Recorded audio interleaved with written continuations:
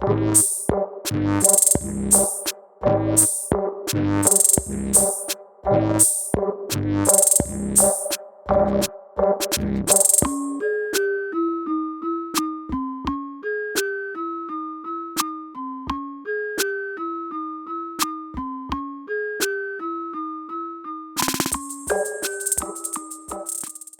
and welcome to another episode of the Terry McGriff Show, man.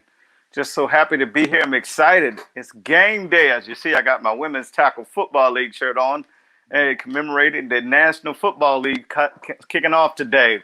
The Tampa Bay Buccaneers hosting the Dallas Cowboys. Well, let me say the world champion. Tampa Bay Buccaneers are hosting the Dallas Cowboys. Yeah, one of these Dallas Cowboy fans probably jumping out of their seat when I said that. Once again, right here with my illustrious co-host, Andre L. Sullivan. Andre, how you doing, my friend? I'm good, man. I still need the Bible to bless me before the weekend closes, but other than that, I'm good. I'm good. Yeah, that's right. You got a game tomorrow yourself. Who you guys got this weekend? TDH right here in Jacksonville, Florida. Okay, all right. That's going to be good. Kim, okay, versus TDA. Okay, that's going to be a good one. Good matchup. Man, we got a good matchup tonight. I'm looking forward to seeing that later on this evening. A lot of good football. We got some great contests this week. Obviously, the NFL's kicking off this week, so I want to make sure we talk about that. But there's some things we're going to talk about this college football season before we get into going into week two. We're going to talk about some things like Mike Norvelle, man. Well, it was a good game to watch those Florida State Seminoles play Notre Dame this weekend. I think they should have won the game. It was just some stuff that we're going to talk about. Also, getting into our very first week of college football, what do we think about this first week? Next, we want to talk about the Jaguars. We want to get into a little bit of season preview of these guys, man. They're getting ready to kick off here, going up to Houston to play the Texans. That's going to be interesting. No Deshaun Watson. That ought to be interesting. And last but not least, you were talking to me earlier about Deon Sanders and some comments that he made about the HBCU. So we're going to get in there. But before we do all that, I'd like to let everybody know, if you like this content, please hit that like button. Also, subscribe to this channel. We're trying to put out some great content for you guys. So please go ahead and like us. Let the people out there in YouTube land know that we do good work. Lastly but not least, just hit me up on with Team Sportswear Direct. Also, check out the Women's Tackle Football League, and also those guys who I love do a lot of great work with over there at Laces Out and the Depth Project. So let's jump on into this. Florida State played probably one of their best games I've seen them play in a few years. The running attack was very impressive. Those two running backs that they had like that. And I think they played better than most people expected. And I thought they had a really good chance to win. Obviously, they did. They went to overtime.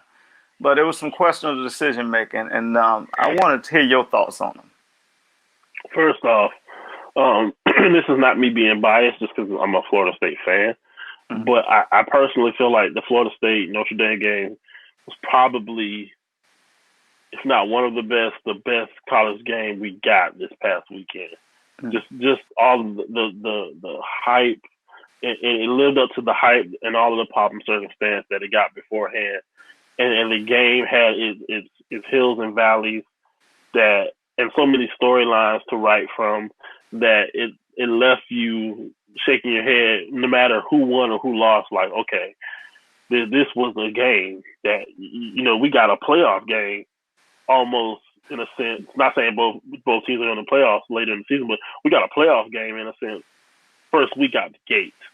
And that right there in itself not only spoke to the talent that Notre Dame brought to the table, but how far Florida State has come through their trials. So, but first and foremost, in Mike Norville's, debut, if you will, with the Seminoles, so to speak, It was interesting. There was a lot of decisions that I questioned from the gate. One, starting Jordan Travis. Nothing against the kid. He's a phenomenal talent. But, being a coach, the first thing that I learned the hard way is sometimes the best player isn't the best player for your team. And you have to play that with the personnel issues that you have going on around your team. And I thought Mackenzie Milton probably should have gotten the nod from the beginning, but I understand why Jordan Travis play. A lot of coaches like Mike Norvelle have a loyalty trait in them. We saw it happen with UF. We saw it happen with a lot of other schools, but it is what it is. But here's the thing: I want people to follow me and indulge me just here for a few seconds. At the end of the first quarter, it was 7-7. At the end of the halftime, it was 17-14. Florida State was only down 3 points. Third quarter, Notre Dame outscored Florida State 21-6. At that time, they decided to put Mackenzie Milton in. Notre Dame didn't score again until overtime. And Florida State scored 18 unanswered points.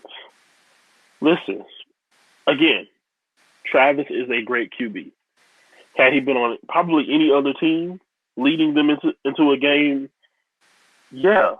But again, this is a Florida State team who cannot rely consistently on that run game. Their offensive line is a pass-blocking offensive line. They have been so for quite some time. And they haven't been a downhill running team since the days of Dalvin Cook. And so when you look at that and you put a dual threat QB in, obviously the defense is going to scoot up and try to block the run first. And they're not really worried about the pass. And, are some passes going to seep through? Obviously, that's just the nature of the game.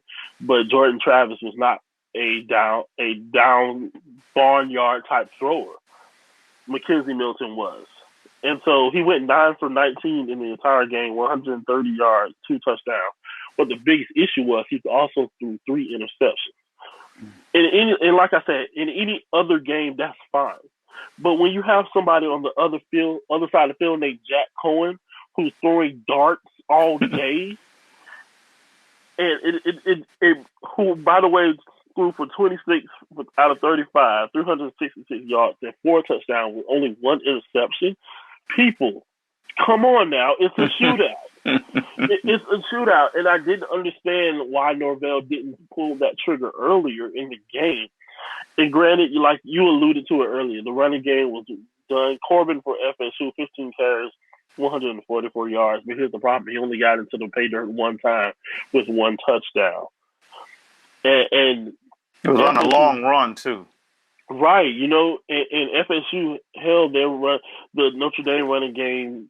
Their leading rusher, Williams, 18 carries for 42 yards. That's cool. But again, you were in a shootout. And your initial gun ran out of bullets. And you kept trying to fire. And that was the big issue. Again, Mike Norvelle, I understand the decision, but you changed your mind a little bit too late. Mm-hmm. Yeah. I mean, it was some questionable stuff on there. A lot of people were talking about it, and I'm one of these things. I don't believe in no moral victories. I believe if you're going to be Florida State, if you're going to be Florida, if you're going to be Miami, you have to lace them up with the big boys and play the game and figure out a way to win the game. If you don't win, there is nothing morally good about that. You're not holding up your end of the bargain. You're not holding to the standard that has been set previously to you getting there. And you are not that Florida State program. Miami, we're gonna jump right into college football. What we saw, the observations. Observation number 1 from me. Miami, you are not the U. You're Miami. You're not the U. You're not ready for prime time. You haven't been that team for quite some time. And what was the ridiculous thing? You're getting your ass. I'm not even gonna say ass. Arse kicked, and you got the audacity to pull out the turnover chain when you get 1 measly turnover. Really, dude? I mean, the kid, you can even see it on his face. He really didn't want to step up there and do that. Like, coach, we getting out there. We can just leave this to next week when we actually in a game to pull out this chain. That was ridiculous. That shows you're grasping at straws, Miami. No, I'm not going to call you the U. You don't deserve to be. You guys don't deserve to be mentioned with those great teams, with those great players that put that program on the map down in South Florida. That was ridiculous. That was an embarrassment. I mean, I have not seen where they just been out talented like this in a while. I mean, it was like the JV playing the varsity. Really, it was. There was, and I want to let people know, college football. Wake up! There's some good FCS schools out there. Ask Colorado State. South Dakota State took them to the woodshed in their own place. Took them to the woodshed. There was ask Georgia Tech got taken to the woodshed. Not to mention ACC. What the world? Come on, man. Are you going back to being called the All Cupcake Conference again? Come on, show up. Show up. I mean, outside of the pretty good game that Virginia Tech and North Carolina put on, which North Carolina, if you're going to be one of them, it's the same thing with Miami. If you're going to be a big boy, you got to step up and put up your big boy pants. You know that was a primetime game. You got to show up. A guy that's supposed to be a first-round pick throwing how many, 3-4 picks? Come on. No. You're not going to be – your draft status is sliding really fast over one game. So it's been – wow. It was a great weekend, but it's some people that got some wake-up calls. One thing I want to do a shout-out to condolences. Abraham, the running back at Minnesota. Wow, he was carrying that team. It was so tragic. And my condolences and prayers go out to him. I think he would have been a high draft pick this year had he not hurt his leg. And that really hurt Minnesota's chances against Ohio State. And I think it kind of lost their spirit when he went down. But overall, it was a great weekend. I'm going to talk some more, but I want to let you get in here before I talk too much. Oh no, I'm gonna let you, here's the thing. The movie Any Given Sunday wasn't just about professional football, and I think people have to understand that it was a metaphor for sports. Period. If you don't come to play, there's a chance you may lose, and I'm really aiming at that statement to the number 2 team, Oklahoma, who played Tulane. Listen, you went the inning score was 40-35. And yeah, the game got moved to Norman, Oklahoma, but so like you let Tulane literally hang in there with you. It was fourth quarter stop that caught them. In the fourth quarter, there was a late stop that kept them from winning the game. Okay, I mean, Tulane Tulane outplayed Oklahoma in a lot of areas. And what's up with the defense with Oklahoma? What's up with that? Right, okay. And oh yeah, Dabo Sweeney. Hey, you lost your toys. You better find you a new game to play. Because your boys got taken to the woodshed a little bit there. And it wasn't pretty at all. Mm-hmm. And so, we're going to see this year how great of a coach Dabo Sweeney is, or how bad of a coach he is, if you will, because he's going to have to coach this team up to play every season. This isn't just going to be a cakewalk where he's going to walk into stadiums and instantly, you can go ahead and mark him in the win column. No, they're going to have to play through that ACC schedule and actually get to the playoffs, because they have some glaring holes. Especially up front. That need to get patched up. Oh, yeah. Hey, if you're in Gainesville, who's your quarterback? Oh, I don't know, but I know who I would like to see. Right. The freak of the year. Good gracious. Listen, here's my thing. There's a thing, and I talked about it a little bit with FSU. There's loyalty, and then there's business. Listen, I get it. You like your guy. Yeah, last time you liked your guy, it didn't work out so well, and then you end up putting in the guy who almost won the college passing title for you. Mm-hmm. Just saying. Listen, UF has gravely made mistakes. In the quarterback position, big time. At the quarterback position, keeping people in for too long. And especially when they got somebody on the bench waiting that's, if not as good, way better. So I can't speak for Dan Mullen and staff what they're going to do down there in the swamp, but you better make that decision quick. You got some games here coming up that you can't just walk into the building and say, Gators, we chomp, and it's gonna be a dub for you. Lastly, not least, and I'll let you take it back over. Listen, Oregon was who we thought they were. And I keep saying this. They look great. I love the new uniform. They haven't had they haven't worn the same uniform twice since 2011. Listen, they look great. They always do.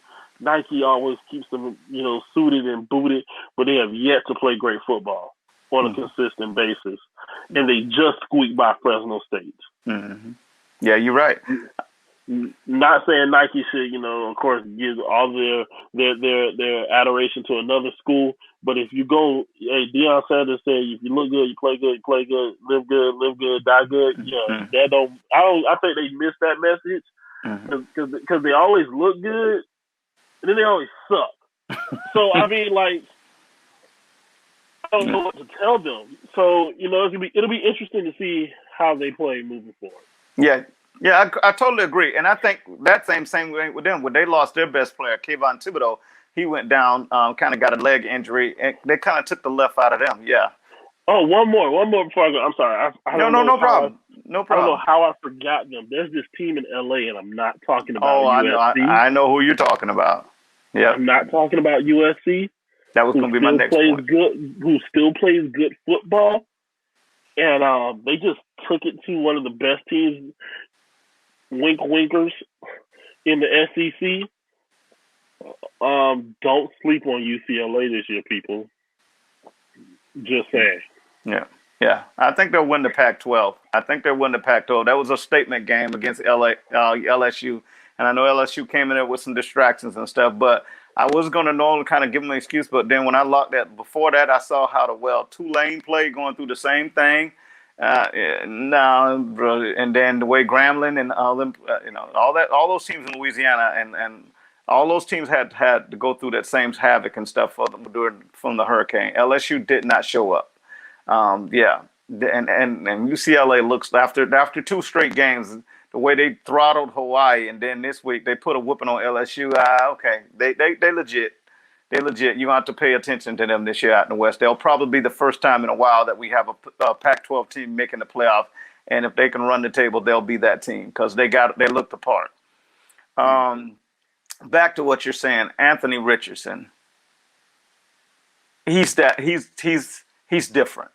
College football, Anthony Richardson is different. Believe me, I understand Coach Mullen and wanting to stick by Emory Jones. And I understand Emory Jones is a class act, the way he handled himself after that game, class act. I understand Mullen, and maybe he'll be able to make plays. But when you're playing Alabama and you got this SEC schedule and you got and I'm going to say it, a generational talent. I don't know what what's the deal why he's not.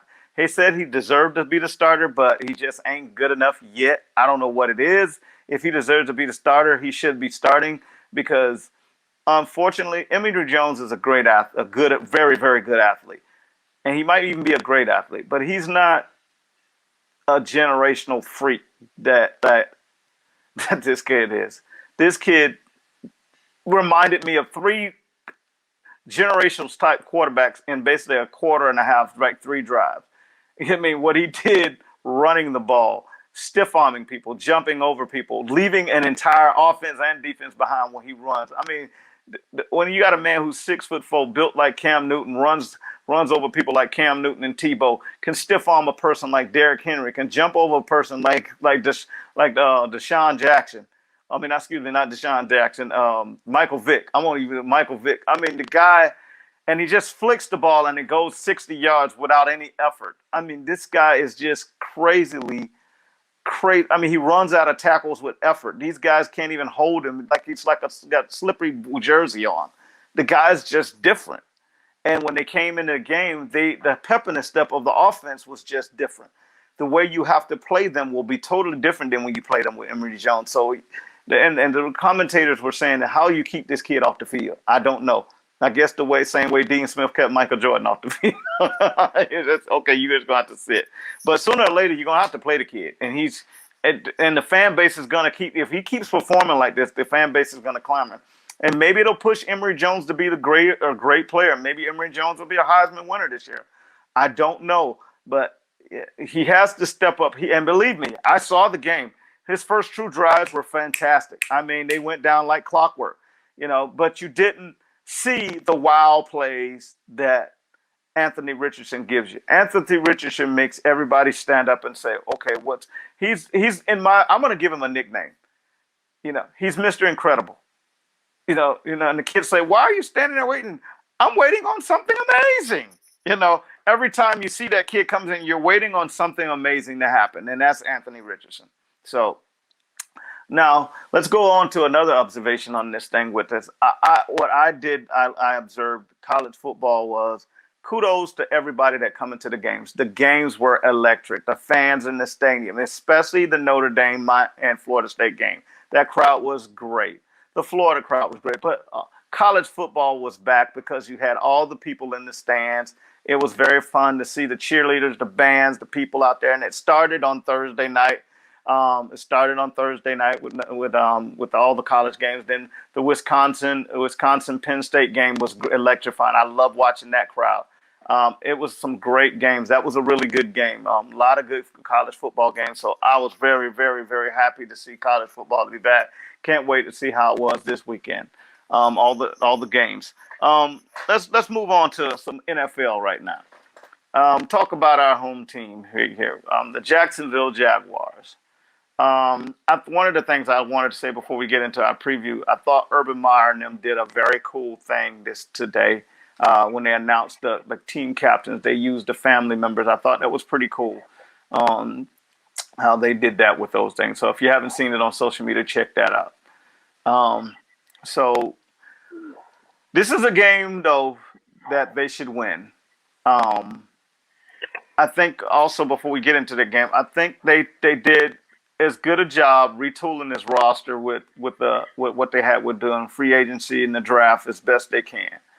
I think that they're going to be competitive in every game, but I see them probably winning 7 to 8 games. That'll be the ceiling. If they win anything over that, to me, I think this is a hallelujah moment. Hey, man, give them the coach of the year. But I think 7 or 8 games is the ceiling, realistically around 6 or 7.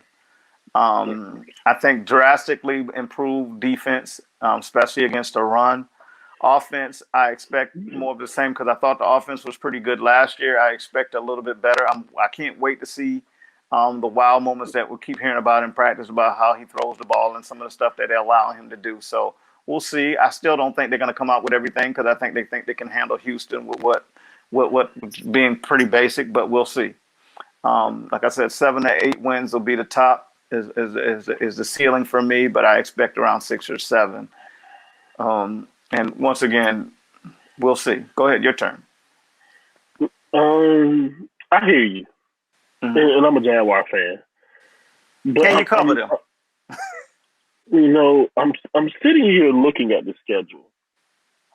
Going to the Texans, hosting the Broncos, Cardinals, going to the Bengals, hosting the Titans and the Dolphins, then going to the Seahawks, hosting the Bills, then going to the Colts, hosting the 49ers and Falcons, then going to LA to play the Rams, then going to Tennessee to Titans, then hosting Houston, then going to New York to play the Jets, then going to Foxborough to play the Patriots, and ending the season at home against the Colts. Listen, I want everybody to calm down a little bit. Just a little bit. This is still a very young team. And I'm not saying don't get excited about the offensive weapons that they've obtained, like Marvin Jones, DJ Chark actually getting the green light to play. James Robinson and his new number 25, in the backfield, but listen, they have one of the hardest schedules this year in the NFL. Especially for a one-win team. And however good he is still a rookie quarterback. And as I was watching Hard Knocks last night, they showed that I was watching the episode where the Jaguars played the Cowboys. Mm-hmm. And even on the sidelines, Ezekiel Elliott like, oh, Trevor Lawrence, he's the truth. Followed by he's still human, mm-hmm. which is a line from The Matrix when one of the guys made Neo bleed. Mm-hmm. And that I want people to realize that as the history of Jaguar fandom is, we're down, we suck. Oh my God, we got some new weapons. We're good. We suck. Oh my God, we got new weapons. We suck. Oh my God, we suck. The up and down yo-yo, I got you. And so the fan in me really wants to love this new team. The fan in me wants to adore this coach that he's playing with his new brand new toys. The media person is me and saying, hey, y'all, chill out. Because they got a whole season to play. And I have yet to see this defensive group play as one unit. And I've yet to see this full defensive group go against a full set of 11 starters outside of practice. I've yet to see the full 11 slated to start on offense against a group of full 11 defensive starters. Because due to injury, a lot of them have been out. Due to COVID protocol, some of them had to be sit down. So yes, the potential is truly high for this team. The reality of it is there's still a newborn baby who hasn't yet learned how to walk. And so you're going to have to let this child grow up before you start beating it. You can't just be whipping kids out here, fans. So, I mean, yeah. Can this team be great? Yes. We have the luxury of saying that about all 32 teams before they play football on week 1. Let's see them play football. Because right now I can't put all my Easter eggs in this basket. All right, I'm gonna go just real quick on some of the positions. Tell me how you feel about this group. Running back room, how do you feel about them? If James Robinson goes down, oh my God. But other than that, right now, I'm truly scared because James Robinson is we saw it last year. The guy's good. We got a steal for an undrafted rookie, and this year, the downside to somebody doing good last year is that people now have film on you. Yeah. So look for them to load the box. Look for them to put a spy on not only Trevor Lawrence but number 25 because he's that type of back. He's going to run over somebody. He's going to shake somebody at the front line. So with that great balance that he has.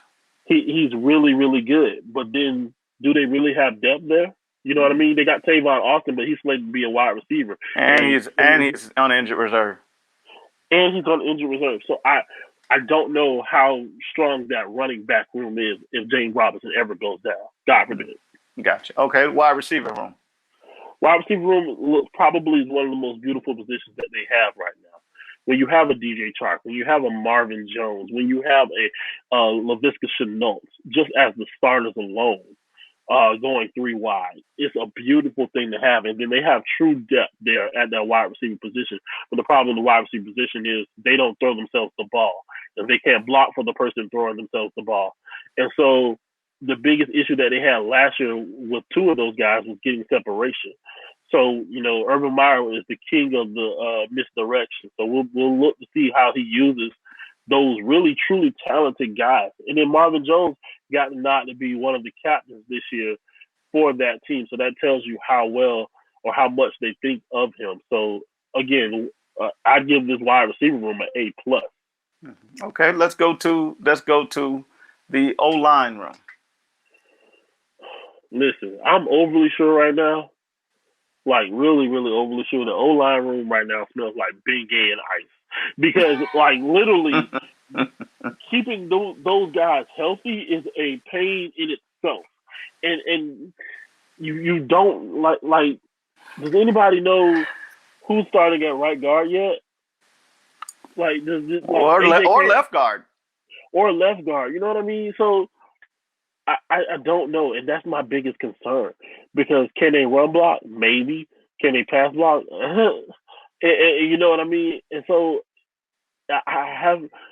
They're the concern for me with offensive line. If we play a 7-on-7, I'd be like, oh yeah, I was going to the last football championship. But that's not what this NFL is. So I can't call it with them. Okay. All right, let's go with the tight end room. Tight end room, probably one of the most underrated tight end rooms in the league. Manhurst, O'Shaughnessy, and company. Listen, they don't get the credit that they deserve. And all of these guys also line up at fullback in this offense. And it's a beautiful thing to see. And so the tight end room is truly, truly gorgeous. And it's a reason why Tim Tebow did not make this squad, because all of those guys can do just as good, if not more. Way better than Tebow, let's just be honest. Way better. Right. All right, quarterback room. I mean, you have Trevor Lawrence. And here's the thing, C.J. Beathard is no slouch, but, I mean, you have Trevor Lawrence. He's literally like, I'm overly sure if he goes home right now, he plays Jesus Christ every Easter. So at the end of the day, when you have someone like that sitting in your room and he unfortunately, due to how bad you sucked last year, he fell into your lap. So, I mean, right now they're set at QB. God forbid Trevor Lawrence goes down. Mm-hmm. Okay, let's switch over to, before we do that, because it's a 3-part team. What do you think about the specialists we got as far as a kicker and punter? Listen, Logan Cook is one of the best punters in the NFL. He does not get the credit he deserves because obviously he plays for the Jacksonville Jaguars and we're a top 40 market. But literally, he can change the field on a team, and it's beautiful. Now, Josh Lambo, if he stays healthy, oh my God. That's 3 points. You're guaranteed 3 points if you get into a certain area on the field with just having Josh Lambo on the team. Mm-hmm. Well, good. That might win us one game that we probably might lose. That was one of my, because I think because of the special teams, and Urban Meyer is a special teams guru, I think we could sneak out one victory on there. Okay, cool. Let's switch to the defensive side of the ball. One part I am excited about, and I want to hear your opinion, is that defensive line. Not the outside linebackers rushing. I'm talking about the 3 guys that are doing the grunt work. Here's the thing. Yeah.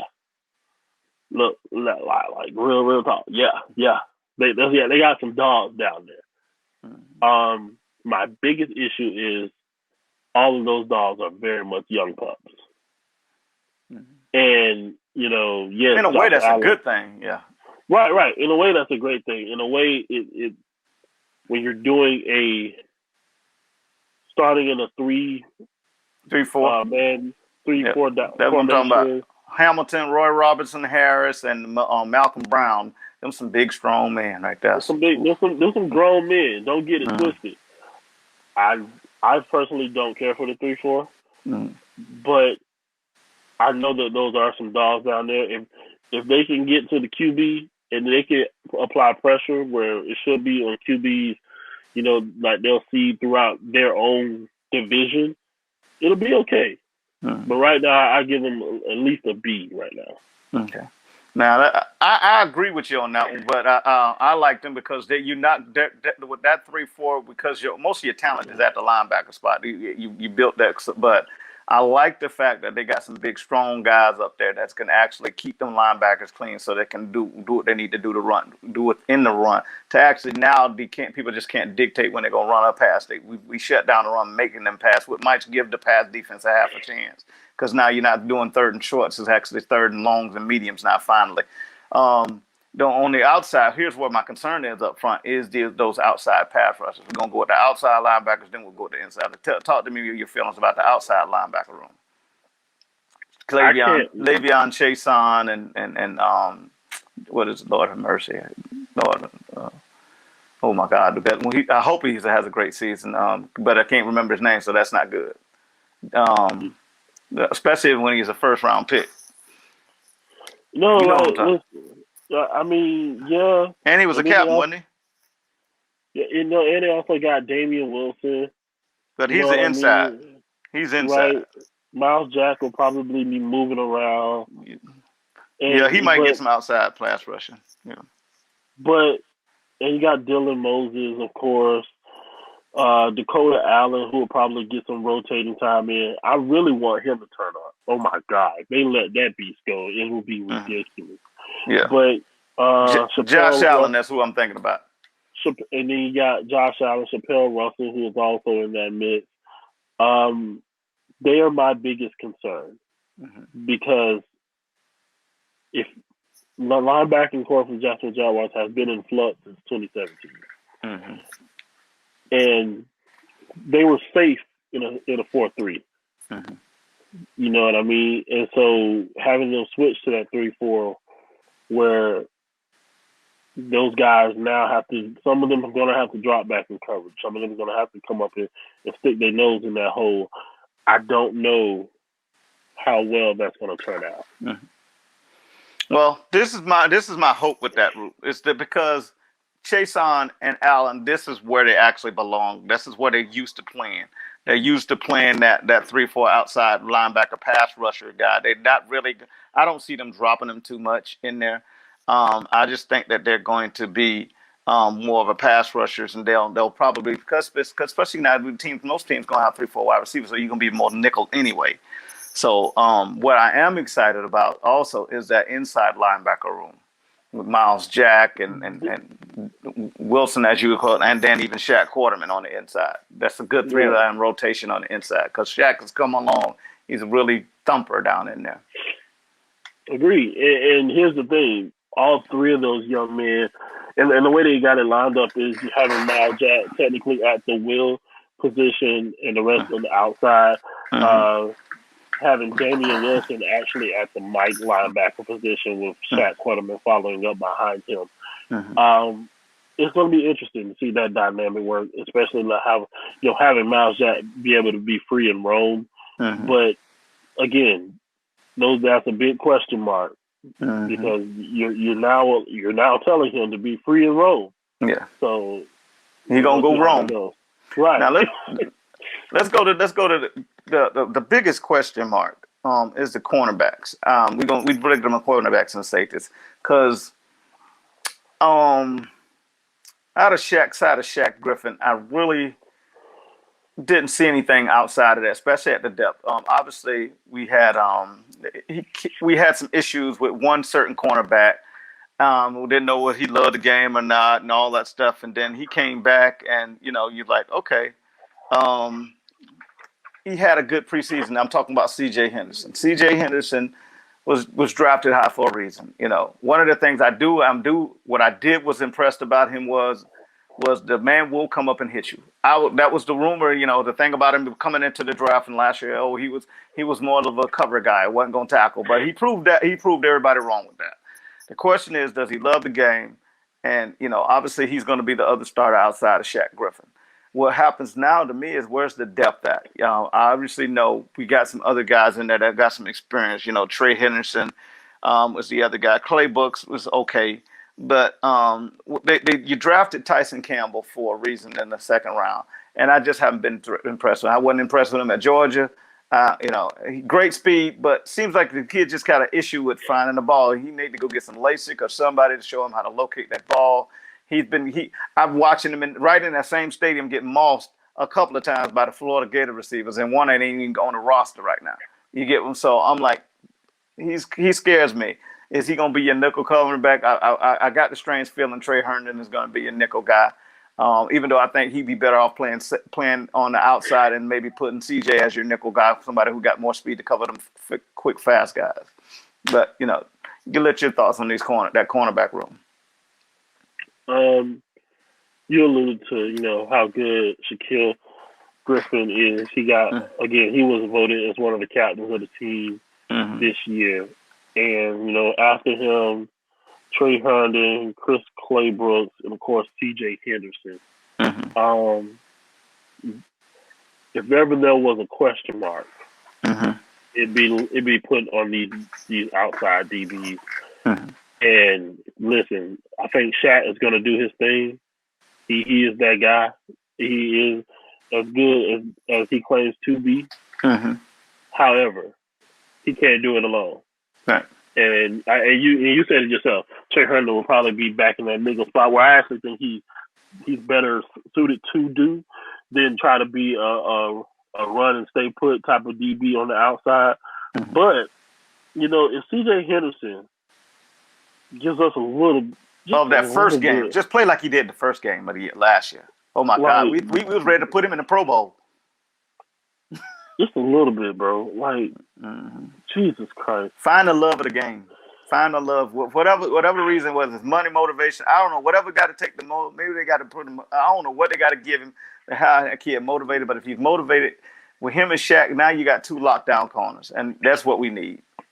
Let's move on to the safety position here, which is just my anomaly. Okay, I get Rayshon Jenkins. You brought him in. But Daniel Thomas, I don't know enough about, and Andrew Wingard, obviously you got him for special teams. But the guy that's intrigued me, and I hope that he finds a way to be the starter or earns the job, is Andre Cisco. If you got Cisco and Rayshon Jenkins back there, I feel okay back to safety spot. Other than that, because Rayshon Jenkins is basically a linebacker playing safety. He's great for the run, but he's suspect on that. And obviously with this type of thing, you better be playing cover 3 with this because, he's not really going to cover a whole lot of people. And I'll get your thoughts.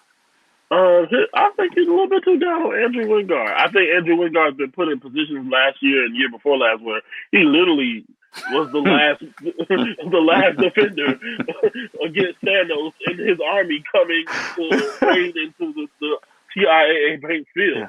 And so, he got caught on tape a lot being that person. And so I think we see a resurgence from him because he has put some great film on them. And listen, I think you see a heavy rotation with him and Andre Cisco. Again, Andrew Wingard is more of a specialist than he is a safety, but he has the ability to do very, very well back there if the rest of the team does what he needs to do. Now, don't get me wrong. Daniel Thomas, like you said, he's a rotational guy. If somebody needs a Gatorade break, put him out there. Don't get me wrong. But and here's a guy that probably doesn't get enough love is Rudy Ford. I don't know much about him. Yeah, so give me some lowdown on Rudy Ford. Listen, if Rudy Ford gets a chance to actually go out there and show what he got, oh my God. Oh, okay, yeah. Highlights, people. So maybe he's the start. Maybe he's the starter on Sunday. I hope they got that fixed because they didn't give up a lot last Sunday against the Cowboys, albeit it was against their backups. But I just didn't see him flash. And then again, I didn't see him much, so which probably says something. When they got a guy that you're not going to play much, they probably think a lot of him. Last but not least, we got to talk to coaching staff, especially with Urban Meyer. Rookie coach as far as the professional level. There's going to be some growing pains. I think he on his show even admitted it. There's going to be some learning curves. I hope he listens to people like Darrell Bevel, guys that he brought in that were professional league NFL coaches before, and I hope he makes some good decisions because it's going to a lot of those games. One of those games is going to be won or lost on his decision making. So, I want to get your thoughts on him before we go on to our next subject. Listen, there was I don't know who made the statement, but it was a former president that said, I can't be the smartest person in the room when the decisions of the country are on the line. And the best thing that I can do is put more, and he was using incorrect English, but put more smarter people around me. Mm-hmm. Yeah, he's right, though. And I think Urban, to the best of his ability, did that. Mm-hmm. The hiring of Charlie Strong, Darrell Bevel, Brian Schottenheimer, Tyler Bowen,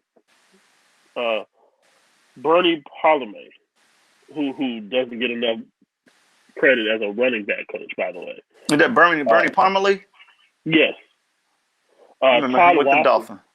Todd Washington as the offensive line coach. He's going to have headaches every Sunday. Kyle Caskey. Joe Cullen, their new defensive coordinator. Coming from the Ravens. He comes highly recommended. Everybody thinks a lot of him. Patrick Riley. Tim Walton, their secondary and corners coach. Tony Gilbert, the assistant linebackers coach. And Bob Sutton, senior defensive assistant. And then you got Nick Sorensen as your special teams coordinator. I remember old Nick back in the day. Yeah. This coaching staff can go head to toe with any coaching staff in the league. Urban Meyer has to remember, one, this is NFL. These are grown men paid to hurt other grown men. Two, this ain't NCAA. You can't just kill people with a jet sweep no more. It'd be really nice that, you can't kill people with the jet sweep anymore. And you're going to have to air it out a little bit, and you're going to have to ground and pound at times. And so I don't know what to expect from him. But I will say that he's been given a very, very nice Tesla. Please try not to drive it like it's a Toyota Corolla. I like that. Okay. Let's move on. That's a good way to end it. Let's move on. Deon Sanders. Made a lot of headway right now. Jackson State head coach talking about HBCUs. He made a comment, and I want you to elaborate on it, and then you give me what you think about it, and then I want to tell you what I think. After Jackson State played Florida A&M University in the Orange Blossom Classic, he alluded to FAM and a lot of other SWAC teams not having their names on the back of their jerseys. Let me take a step back here. And this is a personal opinion. I don't want anybody to come from my credentials and saying this. I think the hiring of people like Deon Sanders and Eddie George almost into an environment where they're the fish out of water has done its good, but has also brought its detriment. If you look at the broadcast of Jackson State versus Florida A&M, it was actually a joke, a literal joke. We don't get me wrong. As a former, band member, before I got into this whole football thing, I love talking about bands. But I don't want to spend a good 30 minutes of my broadcast, of a football broadcast, hearing about a marching band, because we don't do that in any other NCAA era, or any NCAA realm. I don't want to hear 5 facts about FAM. They have really, really nice.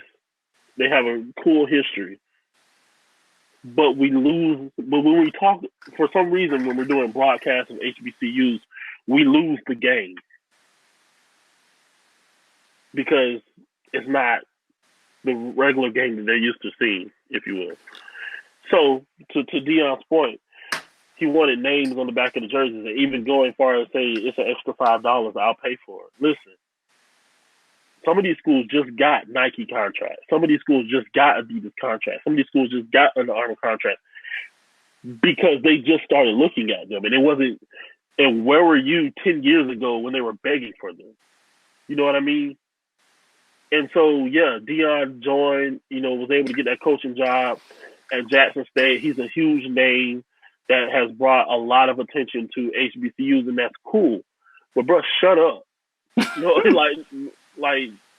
get it. And we thank you for that help to a certain extent. I didn't graduate from an HBCU, but I have friends and loved ones that do and that have, and it's sad to say that a press conference we can't highlight the effort of one Shador Sanders who had a hell of a game passing. We can't highlight the effort of Florida A&M and Jackson State, who literally put on one of the best defensive games of the whole weekend. No, what we got to talk about is the fact that HBCUs don't put names on the back of jerseys. Now they look broke. Mm-hmm. What we got to talk about is HBCUs don't highlight some of their players. Now they look selfish. And it's not fair to them because now we're not talking about football. Now we're talking about logistics. So, and I get what you're trying to do, Deon Sanders. You're trying to put light on some of these players. There's other ways to do it. And the last thing we should continue to do is take away from what is happening on the field, and we're calling out board members and athletic administrations during a press conference. There's a time and a place for you to do that if you're truly trying to affect change, as you say. And so by him doing that, I get there was no true ill intent into it. I can honestly say that about Deon because he is that great of a person. But there's some things, bro, that if you haven't walked in those shoes, which you have not, because you just got your degree 2 years ago from a small HBCU who gifted you that degree because you didn't graduate from Florida State University. Mm-hmm. So let's not take away from the institutions that does so much for the communities and shine a light on something minute as a patch on the back of the jersey that has their last name. Mm-hmm. I got you. And I can tell you, if you watch South Dakota State whoop up on Colorado State, not one name was on the back of the jersey. Most of the FCS schools, which are Division I schools, do not have names on it. And that mostly is a budgeting thing. Yeah, if we want to do all that, how about we get some of these people to donate more money to these HBCU programs directly? How about we have somebody, hey, we're going to pay for every jersey. We're going to put more money for the equipment managers to hire more equipment managers for these different programs. How about also, believe me, I love the tradition of HBCUs. How about de-emphasizing that the band is going to be part of the show and let the game be the show and the band is the halftime show and not part of the game? And I think that's one of the things that should be downplayed with HBCU. Don't get me wrong. I love the bands, all that stuff. But if you're trying to get a if you're trying to be normalized, just like we said, don't call that a black quarterback. Just call him a quarterback. Then don't call it a black college football game. Just call it a football game. A college football. You get what I'm saying? I love the fact that they're historically black colleges and universities. That's wonderful. Great. Give them their money, treat them fairly. Well, then if you're going to treat them fairly, also treat them equally. Let the game be about the game. And then if you want to do a battle of the bands after the game, and that'd be a show after the show, just like you have these games and they have all the pyrotechnics and after the game, let them do that after the game. But let's not that be part of the game. The HBCU bands, they're good enough. They need to have their own show. How about let's go and do Battle of the Bands and have them their events televised. Let them do all that stuff that they do and give them a good hour of presentations to do their thing and let the football game be itself and let it be like a normal Division I college football game. The one thing I do have a problem with HBCUs about that, don't be trying to act like we need to give them a hand out instead of just give them the hand up. Let's talk about how good the athletes are. Let's talk about how good football and how great the coaches are. And leave the doggone, because they black, that's why we got to talk about them. No, just talk about them because they're good, period. Not because they're black. And I think that will be a great way to end this show because we want to talk about football, and we'll talk about more of that next week and a couple other things that come up here. Once again, I'd like to thank you, my friend, Andre L. Sullivan, my great producer, Mr. Granville Moody Fowler, All Sports High. And I'd like to thank you guys. Once again, if you like this content, please hit that like button. Once again, please also subscribe.